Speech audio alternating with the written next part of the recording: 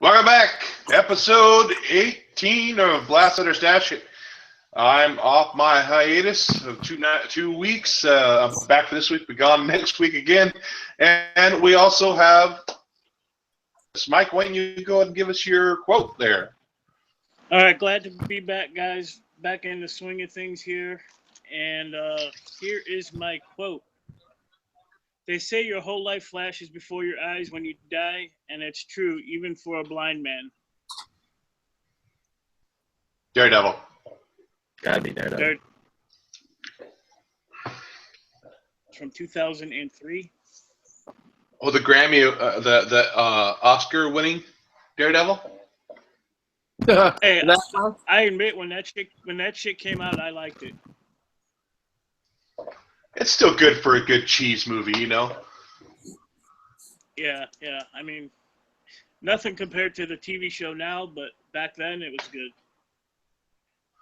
Okay, jump on to Paul. We'll go ahead and give us your quote.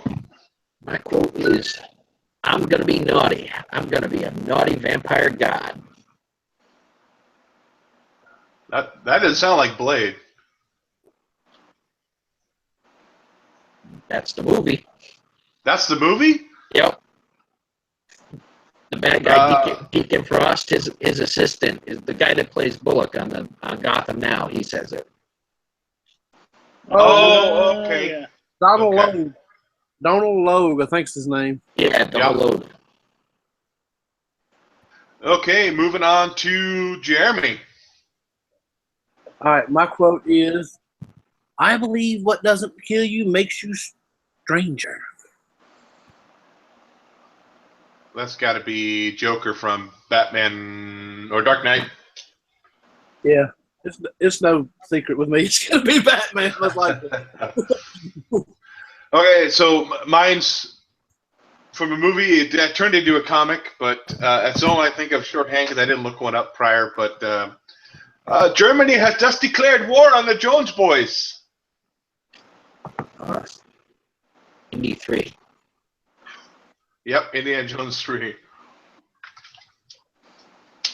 All our quotes are out of the way. Let's go and jump into our books. First one is Life and Death, Aliens #1. Start with you, Paul. I know you read this one. This has got to be my disappointment of the week.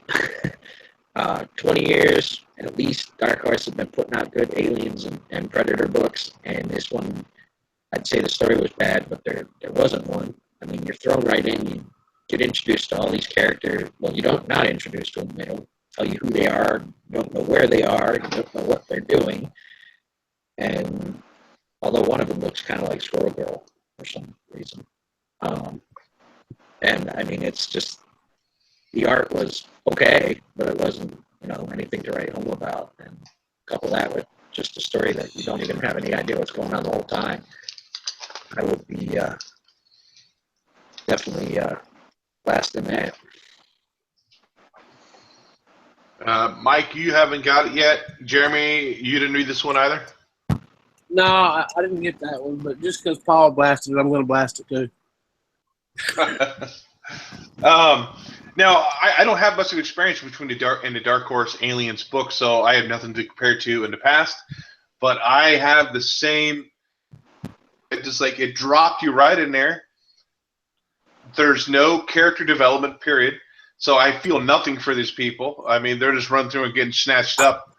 But I'm just like, no feeling for it whatsoever, and I don't feel like continuing on with it either. So I'm definitely going to be blasting this book as well. Tats Comics is saying, does your mic sound a little muffled there, Paul? It could be just the weather, I guess, maybe. I don't know what it is. He says I sound like Satan. I told him maybe I am. So real quick, before we jump in the next book, we do have quite a few people already in the chat. So British Geeky Guys over here. Great Legend popped in a minute ago. And we got Eddie the Comic Guy as well as Tats Comics showing in. Thanks, guys, for jumping in. I do appreciate it. Cody in there, too.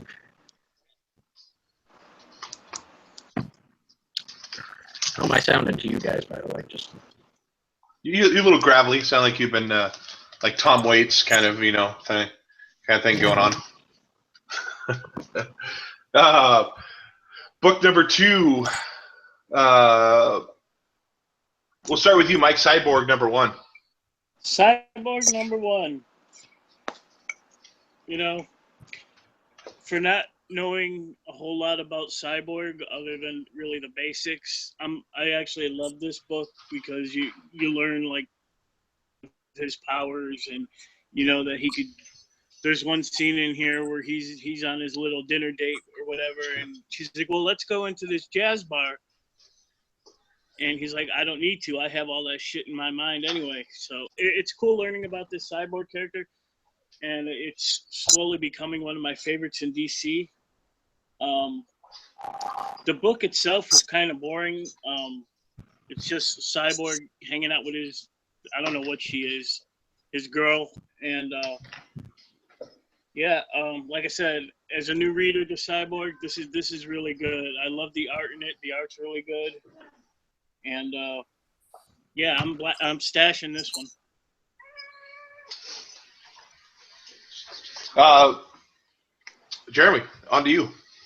I loved it. I've actually read not much Cyborg, but I read a little bit in the New 52 Justice League, and then some of this New Justice League. So I kind of know a little bit about him, but not a whole lot. I'm like Mike. This one, what I thought it was doing was kind of like, excuse me, kind of building that backstory up, kind of like letting you know about who he is and what he can do before they just throw you into more action. And I really liked how they would take you through and make you kind of feel like show you where he was feeling sorry for himself, and then like say for instance when they were in that ice cream parlor and they were talking to those little kids, they was wanting to take a picture with him and stuff. Well, he was taking a picture with him, and they was like, "Is that your girlfriend?" And they was like, and the other little kid told him, "No, that ain't his girlfriend. Cyborg ain't got no girlfriends. He can't feel love. He ain't got a heart." Yeah. And because the picture what they took with Cyborg, he had this sad look on his face, so it kind of shows you the human side of him, or a little more of the human side of him. And that's what I really dug about it. And then that dude showed up at the end of it. So you're stashing this book? Oh yeah, I'm gonna stash it. It's not even on my pull list. I just been kind of picking up when I go in the shop if they get it. But as far as I like this dude, I've never heard of him before. This John Semper Jr. And I kind of had a theory that since Vince hadn't been on the shows lately, that's who that is. Oh, you think that's he's been writing Cyborg. But I thought it was really cool. Yeah, I'm gonna stash it. I thought it was okay. Not my favorite book of the week. I mean, it did have some cool points, where he has that instant scan to where, he knows who's in the car, he knows their criminal record, and then, but it popped in like he was in a jazz bar and he's smiling. It made me think like, was there software in there that makes him smile, that makes him think, oh, this is cool, or he likes it? Yeah. I think I would definitely, I'm going to blast it. It's just not one I'm going to be picking up second issue on for sure. And I didn't even read the Rebirth either. I don't know if anybody else had it or not. How about you, Paul? Did you pick it up? I think you got the Rebirth to understand this one. Because some of the stuff that he was sad about happened in the Rebirth. So it kind of made you really? Connected, yeah.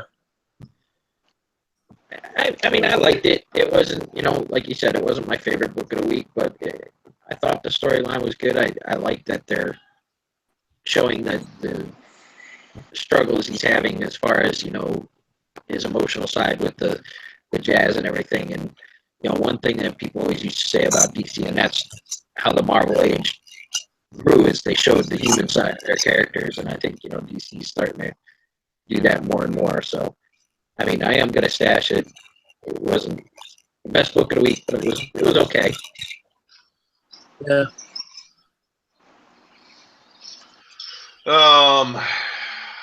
Book number 3 would be a Raven number 1.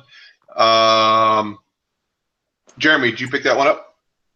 My shop didn't get it, so I had to order it from mycomicshop.com a little bit here on Monday. So Okay, how about you, Paul?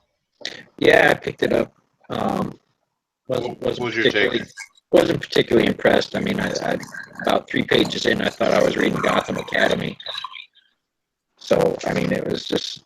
I mean, if that's your thing, that's great, and you'll probably like it. But I mean, it looked like a teen drama to me.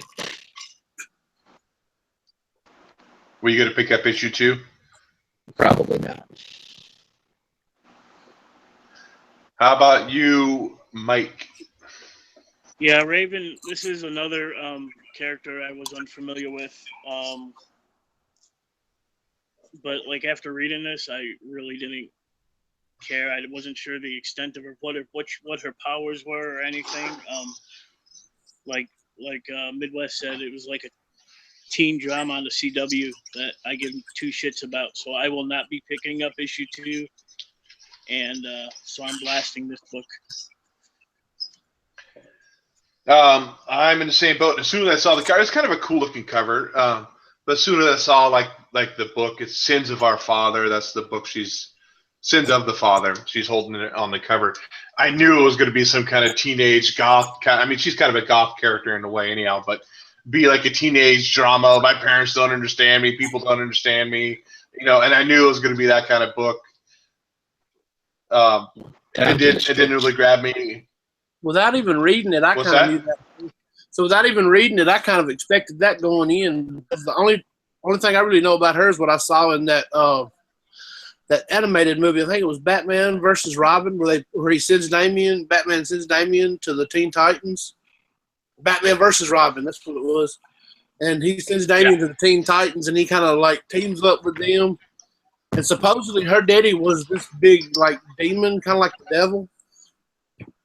And she's running from him, or that's what it was in there. So that's what I got from the Sins of Our Father kind of deal. She's trying to stay away from her father.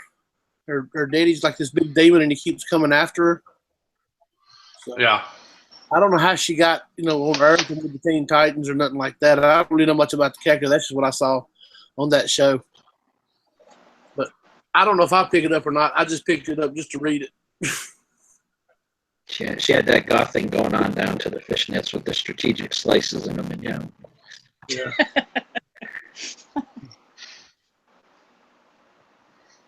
Sorry, I'm a blast for all three of us who have read it, correct? Yeah. Correct. Okay, sorry. I'm looking up questions for some of the stuff that we're giving away later. Okay, so book number 4, which was, there it is, Trinity number 1. Not you, Trinity. Different Trinity. I think it's hilarious. The book that has. We got to start with him though. I couldn't even get. Is this an ongoing series, or is this a limited run on this? Anybody know? I have the same question. I want to say it's a limited run. I think it's a monthly too. Is it? I tell you, I definitely did like it. I thought it was good enough. I mean, they're building up everything right now, so it's not like a whole lot of action going on. They did make fun of Batman's rainbow suit a little bit. I thought that was kind of a cool running joke. And it's intriguing enough to figure out what's going on in the barn at the end of that issue. So I'll definitely be picking up issue 2 of Trinity and seeing where it's going from there. I think didn't they have a Trinity in the new 52 as well? They did. Okay. So this is a stash for me for sure. How about you, Paul? Yeah, I'm gonna stash this one. Like you said, there's not a whole lot going on. It's more establishing everything in this one, but I kind of like the whole dynamic of them basically having a dinner party and whatnot, and then at the end you're like, okay, now something's gonna start happening. So, I mean, it's definitely enough to get me to buy the next issue, and we'll see where it goes from there. Mike? I actually didn't have high hopes for this going in. I thought to myself, why do we need all these other characters? They already got like 6 books to their own. in, like I said, didn't have high hopes, but I actually liked it. Anything that has Superman's son screwing up with his powers, like in this one, he shoots Batman in the chest with his what do they call his eye beams or whatever? His heat vision. Yeah, heat vision. That's it. I seem to be drawn to Superman's son. Anything with him in there, it's comical to me. So I'm stashing this one, and I will be definitely picking up issue number 2. Oh, I agree. I think Superman's son is one of the finds of Rebirth. I mean, I'm loving every time I see him. Yeah. That even without reading it, I feel like I have to stash it because it's got my name on it. So. It's your birthright. I can't pronounce it. Antius Prime said Trinity is an ongoing title. So we have a lot of people blowing up in the chat here too. Real quick. Wrong thing. Rez is in the. Yeah, Rez is here. Cool comic nerd. Cool nerd. RMG geeked. Thought it was funny that Diana showed up with a boar, which I thought that was kind of funny too. Yeah. Just showing up with this big old boar on his shoulder, just coming in. Kind of a weird thing to bring to a dinner. Usually bring a casserole, not a boar. But and you said you haven't read it, Trinity. That's right. So we'll jump on to the next book, which is Revolution #1. This is one IDW's big crossover. We'll start with you, Paul. I thought it was decent. I mean, it ran into that thing that happens a lot of times with TV shows and movies too, where you sit there and you're outside the story and you're going, "Can't you idiots see you're being manipulated?" And and that's what's causing all the conflict. But it's all the stuff we grew up on as kids, fighting it out. How can you go wrong? Yeah. Did you like the story though enough to stash it? Oh yeah. I mean, I'll follow it up with at least one more issue. How about you, Mike? Yeah, I liked it. For some reason, I thought you had to read this ROM #3 to get a head start, which you really don't. Just FYI. ROM itself is a great series so far. If you guys ain't picking it up, but Revolutions. I mean, this book was a lot of fun. A lot of I don't want to spoil it. A lot of people die, and I can't wait for issue number 2, and the tie-ins that are gonna come. So I am stashing this. Hey, Mike, quick question. That ROM #3, do they explain at all why Rom did what he did in Revolution without giving anything away? I mean, because that came kind of out of left field for me. The killing of everybody? Yeah. I don't want to give it away, but I'll tell you when we get off air, or you won't be here. So, but yeah, kind of sort of. Yeah, I mean, we'll talk about it during the week. All right. Trinity, did you pick up that one? No, I didn't get that one.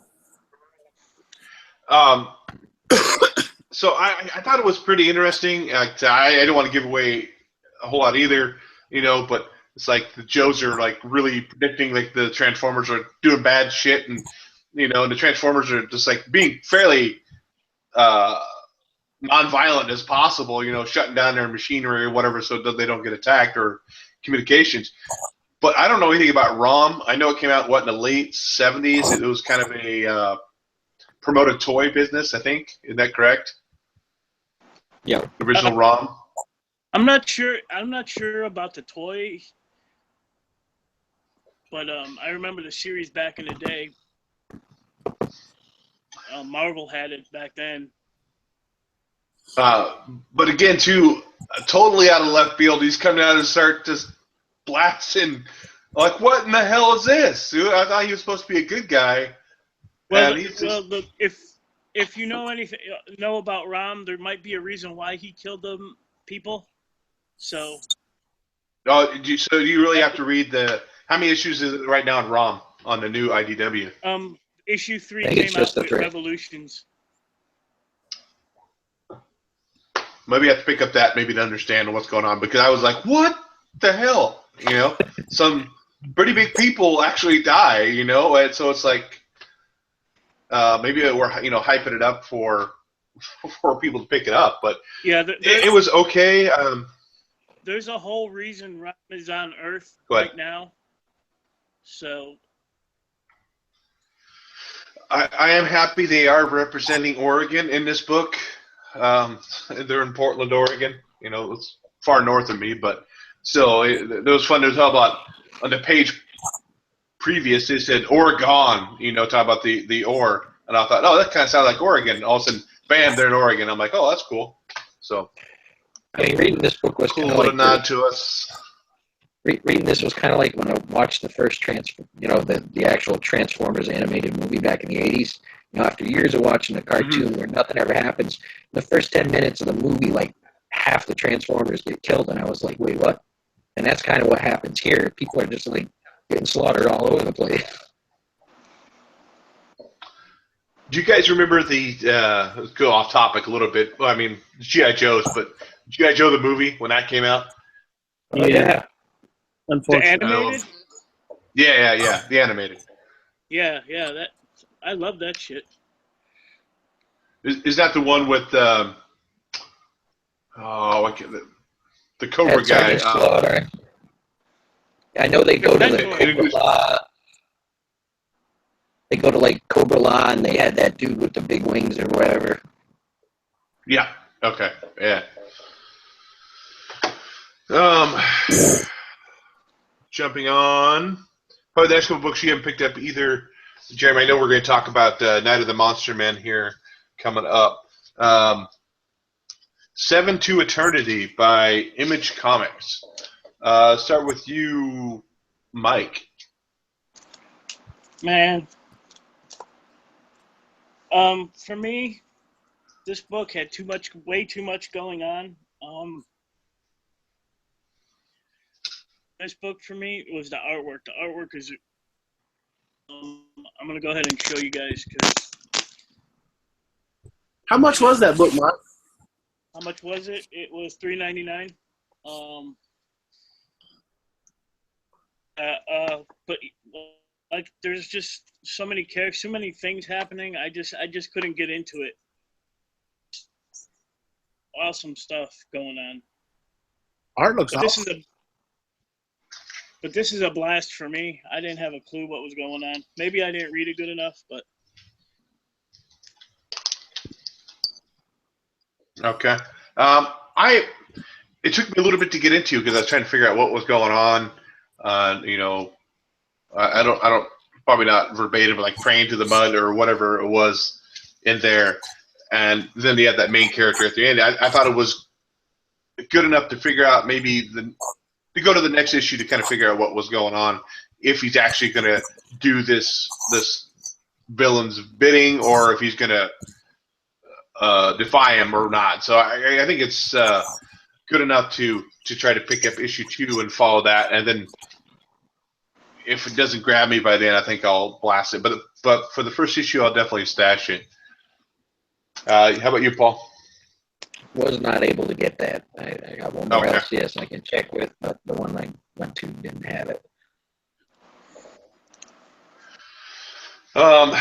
Then the final book we have before we jump into the Night of the Monster Men is Civil War II, issue number 5. Let's start with you, Paul, on that one. That's amazingly enough my pick of the week. I thought it was great. Cool.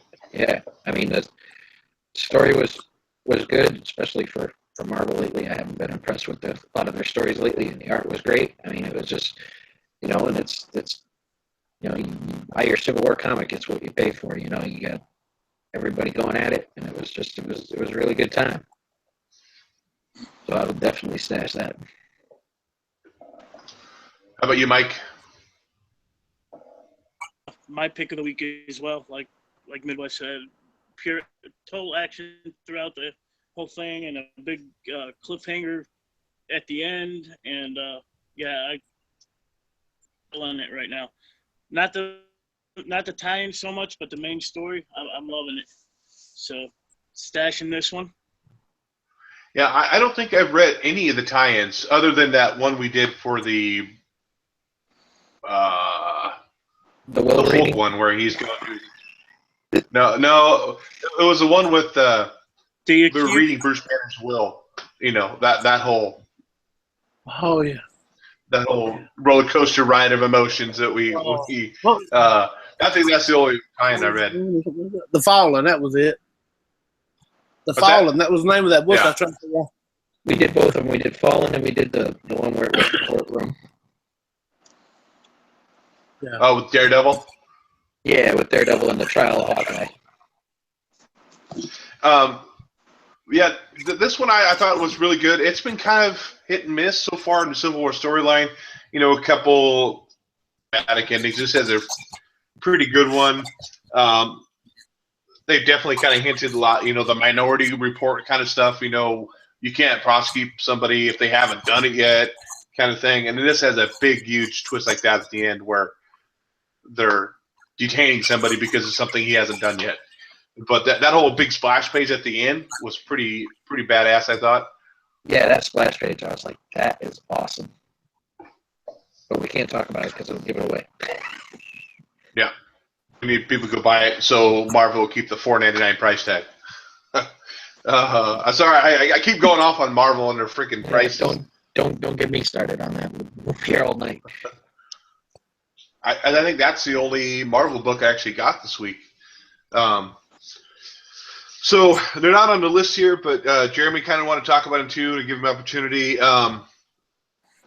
So Night of the Monster Men story arc started up. I think it's between, is it 3 different titles? Nightwing, Batman. It's Detective Comics jumping in there, yeah, or not? I don't remember. I don't know. That's where. I don't know how many parts it is, but I know it's 3 different titles. So. Well, we're going to jump in with you. What did you think of the first 2 parts of this Night of the Monster Men, Jeremy? I loved it. So, to me, it was. You loved it? My only gripe with it is that it came in September and not October. Because I think that would have been perfect to do during October. It was Halloween. But they had all those kaijus coming in and the whole Psycho Pirate and Gotham Girl, you know, where she's kind of reeling from her, you know, she went crazy in that one issue. It kind of sucked. But, and like, she's like staying back. And what I really thought was cool though is how, and it kind of made me think about when Jeff Johns was announcing and he said they wanted to bring Legacy back to the DC universe, and so when the Storm was coming to Gotham and they were talking about it, referring back to the flood of the 0 year, and they kept comparing it to 0 year. In both books, they mentioned 0 year, which I thought was really cool that they kept that in there. And I really dug it, man. I want to know, you know, like I don't know much about Hugo Strange, so I kind of want to see where that's going with him. But I loved it. It looks like the art is different though in the Batman issue. I mean, is King? It's not Finch. King been the artist the whole time, except Finch was the artist. Tom King writes it, and Finch ain't on it. No. Okay, so I got that backwards. Yeah. Okay, so that's why the art's changed so much. Yeah, and if you look at it, there's one part where like you're looking up at Batman, and he has like really, really, really tiny ears. Now I'm a fan of the shorter Batman, but I do like him a little bit longer than this, you know. But I don't know if that was just the angle because some of the other see it right here on the cover. It's normal. It's normal, but in some parts in it, the ears were like this long. Yeah. That kind of book. But yeah, the art kind of threw me off a little bit for that first issue too. The storyline, you know, it may end in October, closer to Halloween. I don't know how many issues are supposed to be in this arc, but I mean, I've been picking up Batman and Nightwing since the whole Rebirth every issue, and I'll definitely be continuing on with it anyhow. But it's kind of interesting to have this crossover, and I'm really digging it. I think. What about you, Paul? Because looking at the number in here, this is number 7. And I know next week is Detective Comics. He's supposed to pick up there, and then the whole thing with the next arc they're going to do in Batman starts at 9, so it may go into October. I didn't think about that. Okay. How about you, Paul? You're talking to no. Huh? Nope. What did you say? Well, Paul's talking, but I'm not hearing any sound. I thought you were talking to me. Can you hear Paul? Anybody hear Paul at all? Can you guys? No.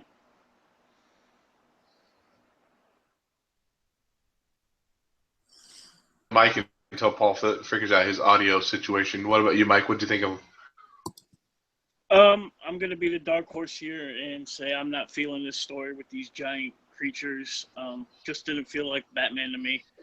Not that I'm a big Batman fan anyway, but something about it it wasn't my thing. So I don't know. How about you? Get your Paul audio back, Paul. Can't hear ya.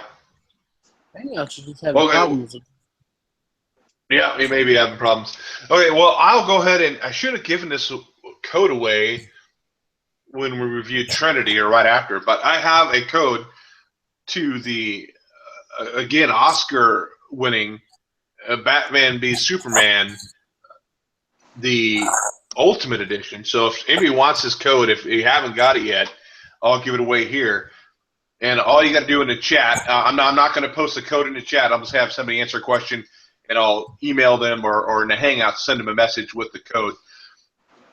What year did the Wonder Woman TV show with the I can't think of her name with Linda Carter. Linda Carter. Linda Carter. What year did that show air on TV? And I'll send you that code to that movie. And Paul had to leave anyhow. I think because he had to jet out because he's got to go pick up his son early in the morning. He's a lot of flooding, and he's got to get out to the. There he's back. You there? Nothing. British Geeky guy said 74. Oh, it was 1975. So cool nerd RMG Geeks has got it. So I will send you a message with the code, cool nerd.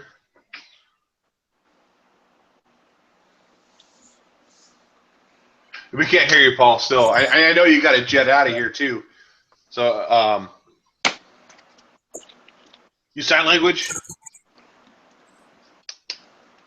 I will say, as the big Batman fan, for anybody that hasn't seen the Ultimate Edition, it should be the only edition, the one that they released in theaters. Warner Brothers needs to slap for making him do that to that movie. They made him cut 30 minutes out. Do you need to jet out of here, Paul? We'll catch you next time for sure. Hopefully your audio will be working at that time, okay? Safe travels. Hope everything goes okay. The roads are clear for you on the way over there. Okay. We'll see you later, Paul. Thanks for joining us. Later. So we had our picks of the week.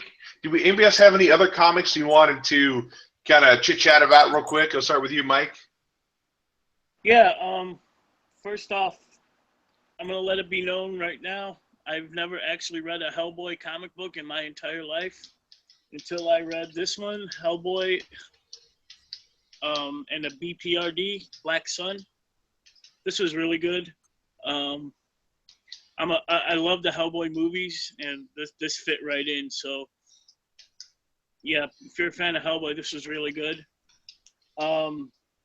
Extraordinary X-Men Annual #1 was really good. A team of X-Men have to go to Europe, I think, and break out a couple of other X-Men villains that are in jail, and that Mist is coming, and they need to they need to get them out. And Old Man Logan in this book was just funny as hell. So this was really good too.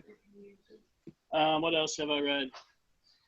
And I don't know if Oblivion is in the chat, but I promised him a review on Cat Hair Apocalypse. This book was crap. It's like they cut out a kitty calendar and just pasted photos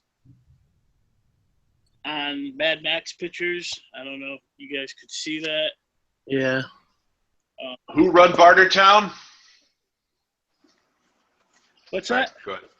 I said, who run Bartertown? Oh. Oh, yeah, Lord it was Humongous? terrible. If you see it, which I don't know if it was just like a release in my area or not, but it was just shit.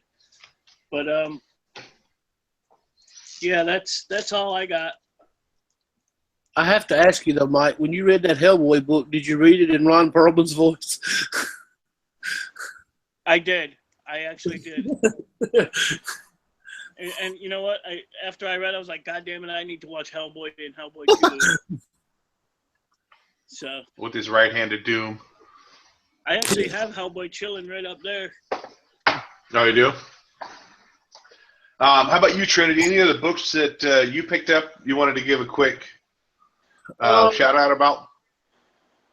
Let me see. I haven't really read much out of my stack because I'm kind of backed up with the problems I had with my my shop getting all the damaged books. Last week. I'm just getting books from this week. There's some prune juice out there if you need to move some of that through. Well, I'm on my reading, but sorry, I had to go there. I know. I'm still kind of like I say backed up on my reading from last week, but I really enjoyed that. I know Mike and Legend said they liked it last week. That the Stranger, Mr. Quinlan, or whatever. I thought that was awesome. Like, I'm gonna be picking it up. I think it's just a limited run,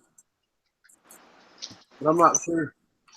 I think I have the book that I want to show off here with me. I picked it up. It's actually a few years old. I missed out on a lot of Eric Powell stuff. You know, I'm really digging Hillbilly right now. Trying to find his older stuff. Goon's kind of really expensive. But I did pick up Big Man Plans, issue 1. I got it for 50 cents. You know, it's a great Powell book, great art. Again, do I love his art. And it's only a 4-issue arc. Really good, really digging that. Trying to find the other 3. And I did pick up, I haven't read it yet, though, Betty and Veronica, the Adam Hughes cover. Been really digging, trying to find Adam Hughes covers. And that's been like the Catwoman Adam Hughes covers have been the bane of my existence lately. I've been trying to find them all. But other than those are the ones I got. We got some cool stuff going on in the chat. RMG Geek said, "Hey Huey, can you send the code to Davis Comic Finds?" I answered because I don't usually know the answer, and I already have it.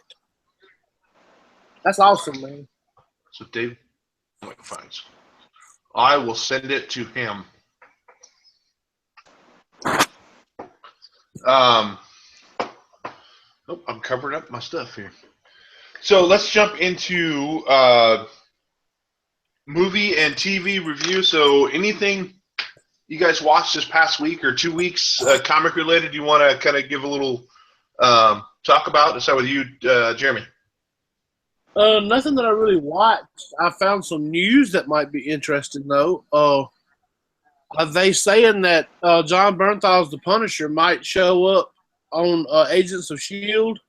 or one of the other Netflix shows because he's supposed to be at New York Comic Con all 3 days, and he had to cancel one of his days because of was conflicting with his Netflix filming schedule.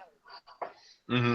So they're saying that they don't know if he's going to show up on, like, because the Netflix people said that his show was going to be out in 2018, but then they put a little thing. Somebody found something on the Netflix webpage that said Punisher 2017 down under it.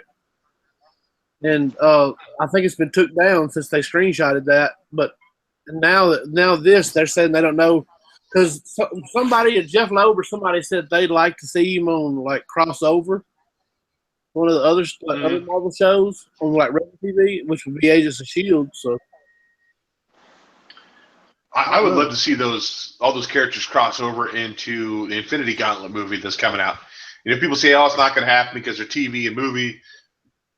I don't care, dude. It'd be badass to see all those, you know, the Defenders coming into the Infinity Gauntlet movie for sure. It's funny you say that too, because you know, in an interview with Chris Pratt for this Magnificent Seven movie he's doing, somebody asked him.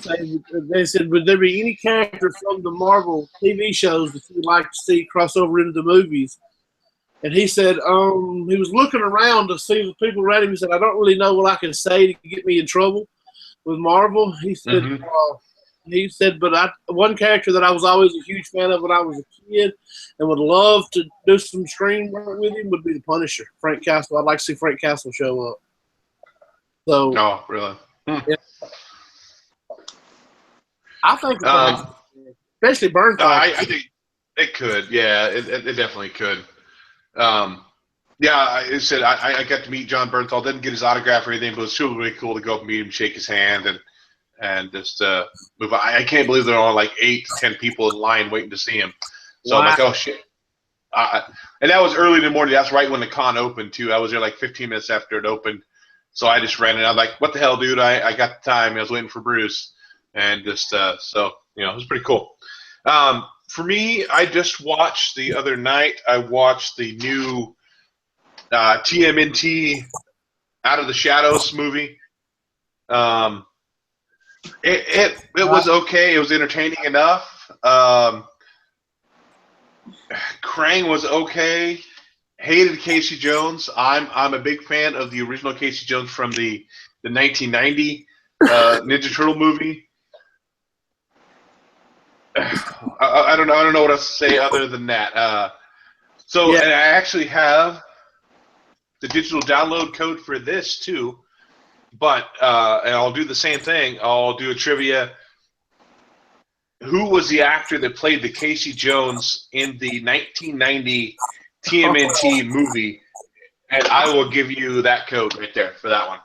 I almost just said his name before you said you was going to give that away. And said that really? Well, I would have had to. Yeah. I would have done April O'Neil then. How about you, Mike? Any comic-related stuff you've seen?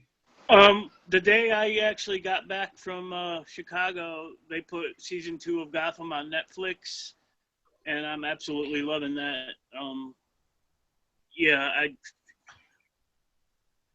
I think they're doing such a good job with season 2, so I'm about halfway done with it, watching it. So that's really the only thing. I just bought Civil War. I don't have a code for you guys this time. Sorry, but Jean Paul S. Peter got it. So I will send you the code, Jean Paul. Jean Paul Ace Peter. Sorry, said Lace in there. So I'm waiting for Luke Cage. That should be out Monday. Is that correct? Next Friday, the 30th. I'm really looking forward to that. I think we should shoot, man. I wish I could be able to watch. Maybe we'll watch the episode before we jump on the show to kind of give an idea of what we think of the first episode at least. So. Should be able to, because technically it would go on in the middle of the night on Thursday. So Thursday at midnight. Yeah. Let's just plan on that then. Okay. What's that? On watching like the first episode or something. Yeah.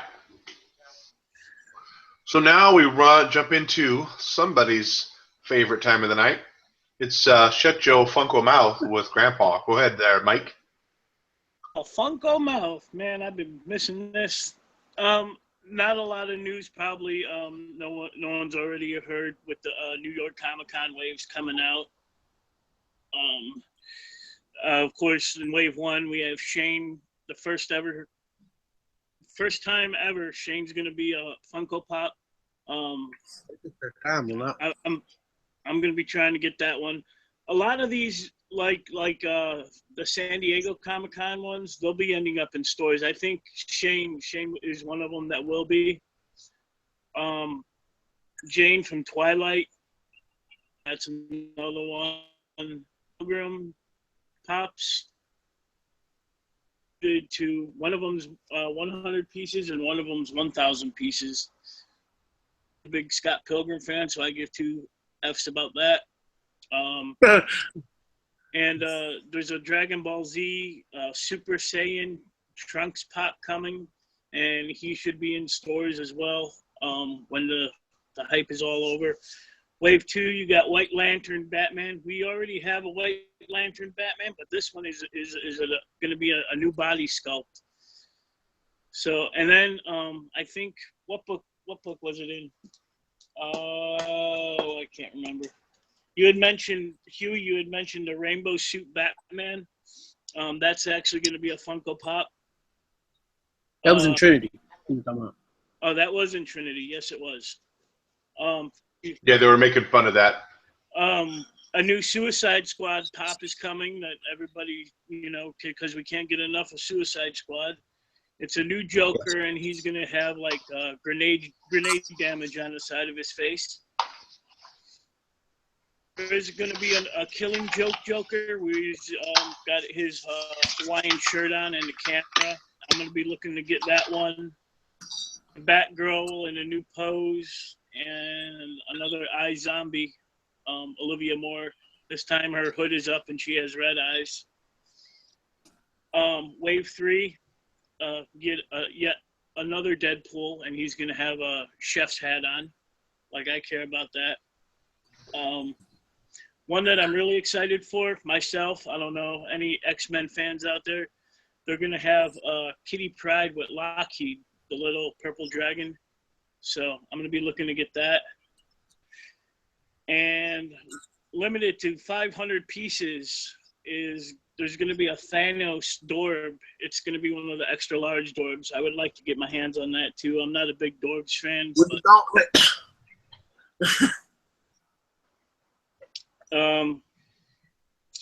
There's also a Storm and a Juggernaut Pop too, or Dorb 2 coming in a 2-pack, I think. Wave 4, I haven't even heard of anything from Wave 4 yet, but let's skip to Wave 5.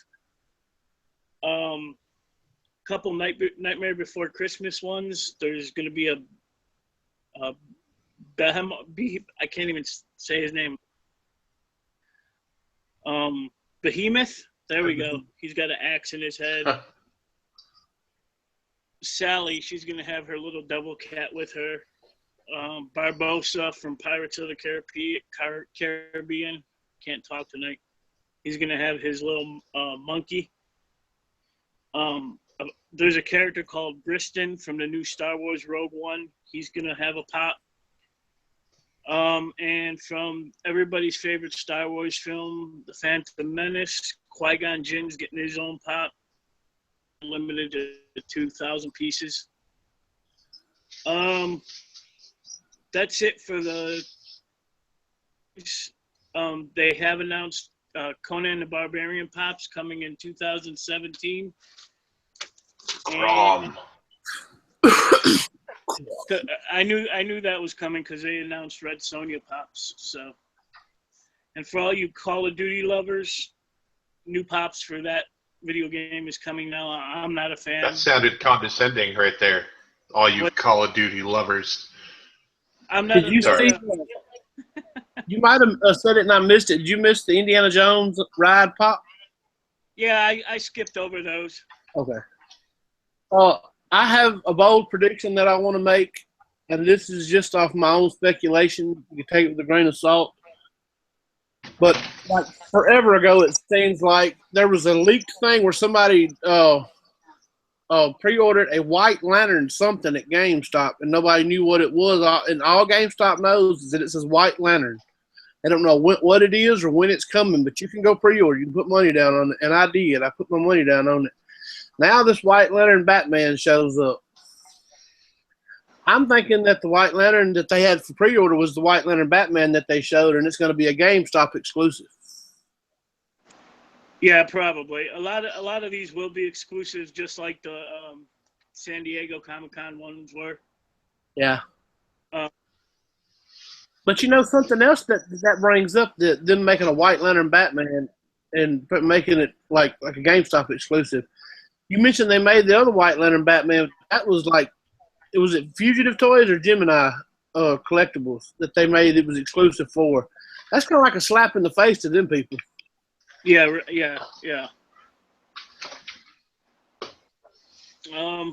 That Call of Duty pops. You got John Soap McTavish, Juggernaut, a Monkey Bomb. I don't know these characters. I don't play the game. Monkey Bomb's from the Zombies. Well, is it a little monkey with the symbols? Yeah, I saw it. Yeah, okay. There's a dog named Riley. Yep. A Spaceland zombie that's going to be a Target exclusive. So, I have a bold prediction also that Spider Grandpa's going to have over 400.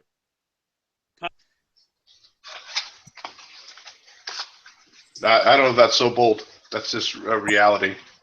But that's all I got for Shut Your Funko Mouth. Not really any news you guys probably haven't heard. With all these New York Comic-Con waves coming out. So that's all I got. Okay, so some other comic news, just to create a little conversation. So Batman Day, did anybody go to their LCS? Did they have anything cool? What did your LCS have? We'll start with you, Trinity. My shop didn't do crap. Didn't get no books. They didn't celebrate. The coolest thing I saw on Batman Day was when Midtown Comics went live on Facebook and they panned around and Scott Snyder was eating a burrito. That's the coolest thing I saw. How about you, Mike? When was Batman Day? Last Saturday. Okay, that's what I want to know. Well, this was like the anniversary of the when Batman was created, I think. Oh, I got you. I did buy Amazing Spider-Man number 300. I was actually out of town, I guess, for Batman Day, so I didn't get to go to my LCS. But I'm not gonna lie to you, dude. When I logged onto Facebook, onto the Blasted page, and I scrolled through there, and I saw you post that picture of the Amazing Spider-Man 300, that's like one of the only times I've ever looked at my phone and said, "Oh snap!" Because if anybody deserves that book, you do, brother. Yeah, man. I actually walked it, like I said in my video, I walked in that shop, was talking this guy up, telling him about this show, telling him about my channel and everybody else's, and we got talking, and he's like, "Yeah, you can have 25% off anything in the store." I was like, "I'll take that." So, you should have just kept talking. Maybe they got 50. Yeah. So. Yeah, my store didn't do anything. Really, one store had 20% off Batman, comic books, and then the other one had the free Batman comic. That was it. So it wasn't anything spectacular by any means.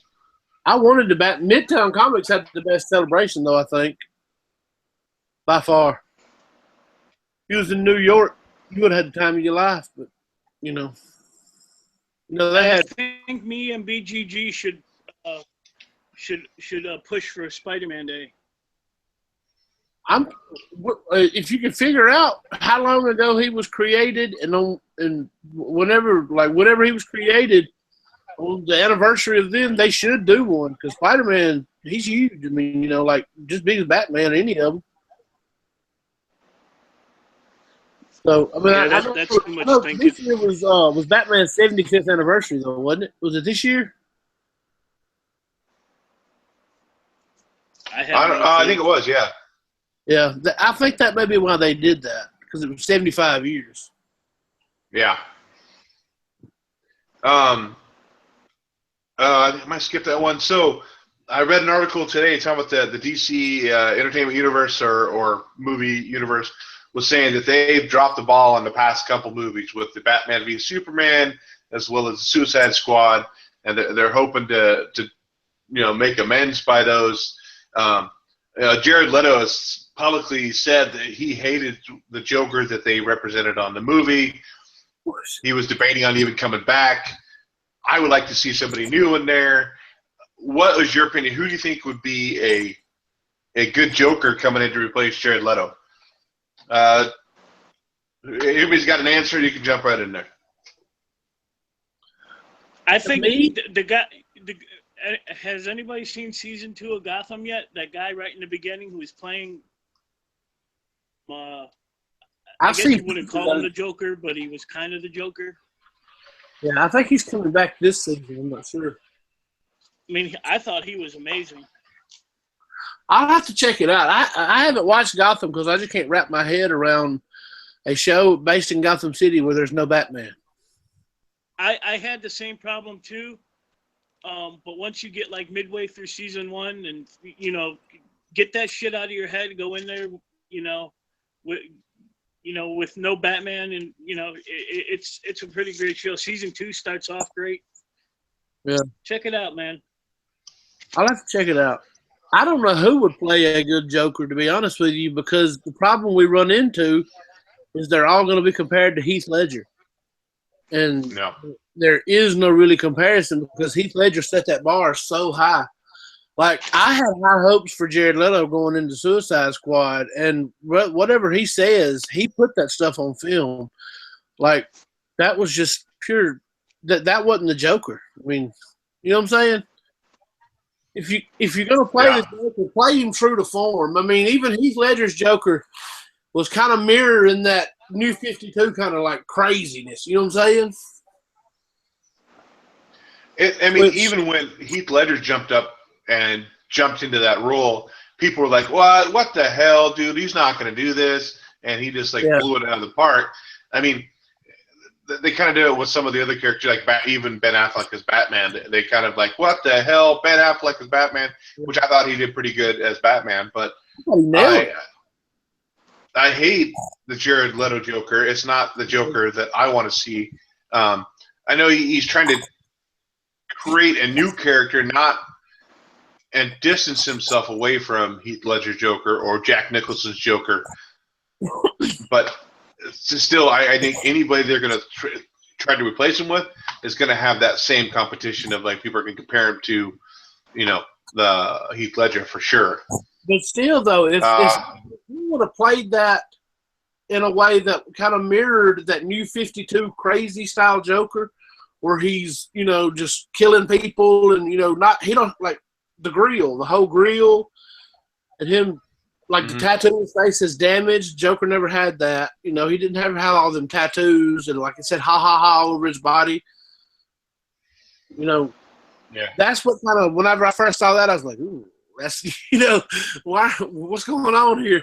Maybe this is just a publicity shot, but no, it was in the movie, man. That's what I didn't like. How about you, Mike? What's that? How about you? Do you think of anybody that could jump in and take over that Joker role without having any kind of comparison? Man, like I said, that guy. I don't know what that actor's name from Gotham is. First like 5 episodes of Gotham season 2. I thought he was great. So. I think what they need to do is he's going to be getting compared to Heath Ledger so much. I think they need to go the completely opposite direction and leave the Joker alone for a little while and go the Riddler. I agree. Because he's just as iconic, but he's underused. Like Jim Carrey was horrible as a Riddler. Like that ain't the Riddler. I want to see like New 52 0-year Riddler where he's like, insane, but he's brilliant. So I don't know who I would. Maybe I would get that guy if they were going to go Riddler. That guy from Criminal Minds. That skinny cat with the long hair. I can't think of his name. Look that up. Never watched Criminal Minds either. Okay, so we're running into about an hour and 15 minutes. So let's jump into our shout outs. Anybody have any shout outs for any other YouTubers out there? I had Go a ahead. list of them. I lost it. So nobody's getting no shout outs today. Oh, man. I did have a list. I don't know what the hell I did with it. Let's see. Tat Comics. I know you're in the chat, brother. Thank you again for doing that Spider-Gwen for me. It's coming out amazing. Everybody in the chat, I want to shout everybody in the chat out. Eddie Rodriguez, AG Surfer, BGG. I want to shout out Amazing Spider-Man 300. Spider-Man Day. Oh, yeah, let's do the hashtag Spider-Man Day. Yeah. Make it happen. How about you, Trinity? Anybody? Yeah, I got some shout outs. First, I want to give a shout out to Don the Comic Book Junkie because I kind of feel bad because the dude had messaged me and told me he wanted my address. He was going to send me something. And then I made them my video that I put up, the last one where I was showing off some books I bought, and I got Outcast 2 through 19. He commented and was like, dang it. He said, I literally got a box full of those books over here getting ready to send to you. He said, well, it's right back to the drawing board. But I was like, oh, man, if I'd have known that, But so he said he's going to work on something else. So I want to give a shout-out to him because that was awesome. He was going to give me all those books. But I got to give a shout-out to the Great Legend.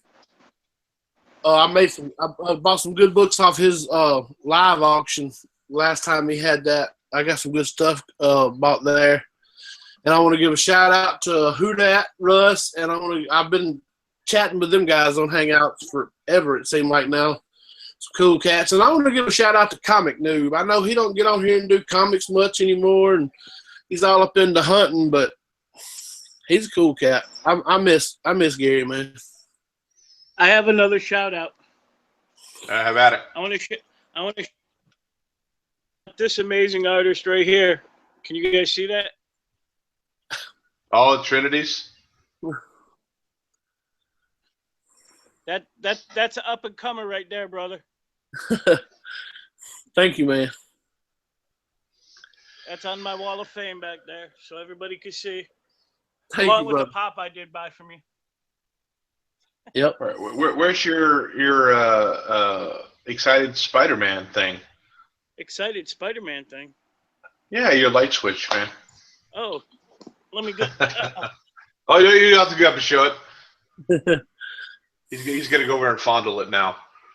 He'll be there for hours. Now, there you go. See you now. Oh, wait. While he's finished fondling now, couple shouts I have. Bruce A.S. dude, great hanging out with you the weekend of the con. That was a blast. Undisputed Frost, running into him was out of the blue. I turned around. He says, dude, I thought I recognized your ugly mug. So it was pretty cool meeting him. Comic Brains was up there.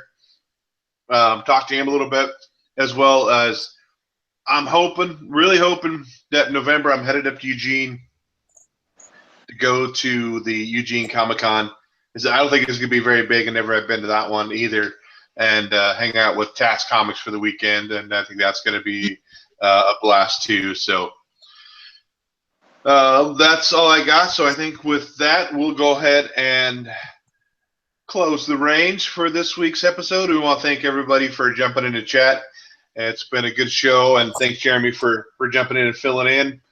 And we will catch you guys next week. Later, guys. Later. Take it easy.